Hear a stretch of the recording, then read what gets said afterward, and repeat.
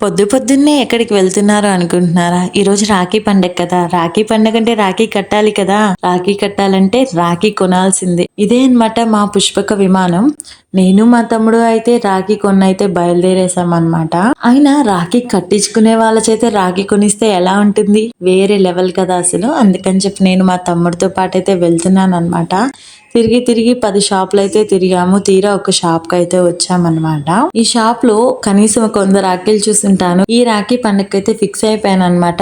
మా తమ్ముడికి నచ్చిన రాఖీయే కట్టాలి అని చెప్పేసి. చివరికి మా తమ్ముడు ఏరి ఒక రాఖీనైతే ఎంచుకున్నాడనమాట. ఆ రాఖీతో పాటు నాకు ఇంకా చాలా మంది బ్రదర్స్ అయితే ఉన్నారు. వాళ్ళందరి కోసం కూడా రాఖీలు అయితే తీసుకున్నాను. అయినా 5 రాఖీలు కొన్ను అరగంట కంటే ఎక్కువ టైమే ఖర్చు పెట్టానన్నమాట. అట్లుంటది మనతో షాపింగ్ చేస్తే. షాపింగ్ అంటే చిన్న మాటల, అది కూడా రాఖీ ఇయర్ కి ఒక్కసారే కదా వస్తుంది. అందుకని చెప్పేసి ఏరి రాఖీలు అయితే పట్టేశాను. మన ఆడవారి కంటికి షాపులు చూస్తే కళ్ళు ఆగోక అందుకని చెప్పి పక్క షాప్ లో కూడా దూరేశాను. ఇక్కడ ఇంకా మంచి రాఖీలు ఉంటాయేమో అని చెప్పేసి. నాకైతే అంత బాగా అయితే ఏం అనిపించలేదన్నమాట. వెరైటీ రాఖీలు అయితే చూసానన్నమాట. ఆ రాఖీల మీద తమ్ముడు అన్న అయితే రాసుంది. నాకైతే అవేం నచ్చలేదు, అందుకే అవేం తీసుకోలేదు.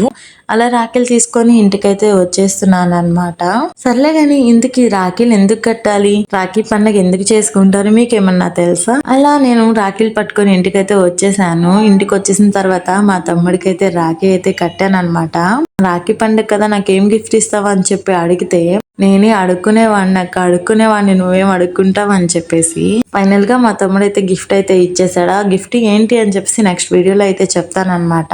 మా తమ్ముడికి స్వీట్ అయితే తినిపించేస్తానన్నమాట. వాడు స్వీట్ పెట్టని కూడా ఆలోచిస్తున్నాడు, తింటే తరిగిపోద్దేమో అని చెప్పేసి.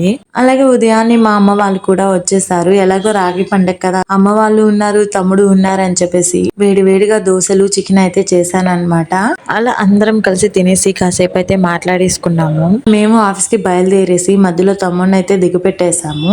ఆఫీస్ ఆఫ్టర్నూన్ వరకు చూసుకొని తర్వాత అయితే మామయ్య వాళ్ళ ఇంటికి అయితే వెళ్ళిపోయాను అనమాట. మామయ్య వాళ్ళ ఇంటికి ఎందుకు అంటే, నేను రాఖీలు కట్టాను, మరి అమ్మ కూడా రాఖీ కట్టాలి కదా, అందుకని చెప్పేసి మామయ్య వాళ్ళ ఇంటికి అయితే వెళ్ళిపోయాను అనమాట.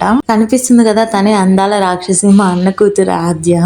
మా నాన్న అయితే ఫుల్ గా ఎంజాయ్ అయితే చేస్తున్నాడు. మా అమ్మని హాయ్ చెప్పమంటే బిత్తరపోయి చూస్తుంది వీడియో వైపు. అలా మా అమ్మ మా మామయ్యకి రాఖీ కట్టేసింది. మా నాన్న ఫుల్ గా తింటున్నాడు. చికెన్ తెచ్చి వండించారు. మేమైతే లంచ్ అయితే చేసేసాం అనమాట. మేము లంచ్ అయితే చేసేసి బయలుదేరేసాము. వెళ్లే దారిలో స్వీట్స్ అయిపోయాయని చెప్పేసి అలాగే స్వీట్స్ కి అయితే వెళ్ళి స్వీట్స్ అయితే పట్టుకొని వచ్చాము. మధ్యలో దాహం వేసింది కదా అని చెప్పి ఒక మెరిండా కూడా తాగేశాను. మా అమ్మ వాళ్ళైతే ఇంకో మామయ్య వాళ్ళ ఇంటికి అయితే వెళ్ళారనమాట. ఇంకా ఎంతమంది ఉన్నారమ్మా నీకు మామయ్యలు అని మీరు అనుకోవచ్చు, చాలా మంది ఉన్నారనమాట. ఇందుకీ మా మామయ్యలు ఎవరో తెలుసుకోవాలనుకుంటున్నారా? చేసేద్దాం త్వరలో ఒక ఫుల్ వీడియో చూసేయండి మీరు కూడా. అలా ఆఫీస్ అంతా కంప్లీట్ చేసుకుని ఈవినింగ్ ఎలాగో మా అన్న బర్త్డే అని చెప్పి నేను మా అక్క చిన్న సర్ప్రైజ్ ఇద్దామని అయితే ప్లాన్ చేసుకున్నాం అనమాట. అలా మా అక్క దగ్గరికి నేనైతే వెళ్ళిపోయాను. మా ఆయన అయితే సర్ప్రైజ్ గా కేక్ అయితే తీసుకొచ్చారు మా అన్నయ్యకి. అలా మేమంతా కలిసి కేక్ కట్ చేసేసుకున్నాము. కేక్ కట్ చేసి సెలబ్రేషన్స్ అయితే చేసుకున్నాం అనమాట. ఇంకేముంది, తర్వాత ఎలా రాఖీ కట్టాలి కదా, అలా మా అన్నయ్యలందరికి రాఖీ కట్టేసి హ్యాపీగా అయితే రాఖీ సెలబ్రేట్ చేసుకున్నాము.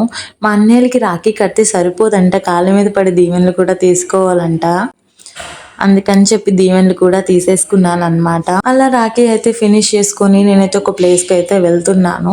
ఏంటి ఆ ప్లేస్ అని చెప్పేసి నెక్స్ట్ వీడియోలో అయితే చెప్తాను. Until then bye. ఆ వీడియో నచ్చితే సబ్స్క్రైబ్. సర్లే కానీ మీరు మీ బ్రదర్స్ కి రాఖీ కట్టారా లేదా? ఇందుకీ మా బ్రదర్స్ గిఫ్ట్ ఏమి ఇచ్చారో చెప్పలేదు కదా. నెక్స్ట్ వీడియోలో అయితే గిఫ్ట్స్ ఏమి వచ్చాయనేది అయితే చెప్తాను. నా వీడియో నచ్చితే సబ్స్క్రైబ్.